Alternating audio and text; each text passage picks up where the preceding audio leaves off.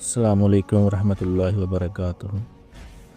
अच्छी बात को फैलाना सदका है, और जो आपकी बताई हुई अच्छी बात पर अमल कर ले तो वो आपके लिए सदका जारिया बन जाता है।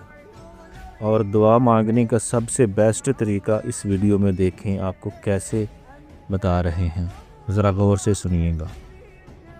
एक टाइम दुआ करना, सिर्फ दुरूद शरीफ पढ़ें, उसमें कुछ और नहीं। बेशक हाथ उठा के पढ़े अल्लाहुम्मा सल्ली अला मोहम्मद व अला आलि मोहम्मद, बस यही मांगना है आपने और कुछ नहीं मांगना। एक दिन में एक टाइम ऐसा जरूर रखें, चाहे फजर के बाद, जोहर के बाद, असर, मगरिब, पहले कर लें, बाद में कर लें, इकामत और नमाज यानी जो ना अजान और इकामत के बीच में टाइम में कर लें। जब भी आपको मौका मिले एक वक्त तो कम अज़ कम ऐसा रखें जिसमें सिवाय नबी के ऊपर दुरूद शरीफ कुछ नहीं करना। इंशाअल्लाह अल्लाह ताला आपकी दुआएं बगैर आपके कहीं भी पूरी कर देगा। अगर तुमने ये कर लिया तो अल्लाह ताला तुम्हारी परेशानियों को दूर कर देगा और तुम्हारी दुआ बगैर मांगे कबूल कर देगा। अल्लाह हो।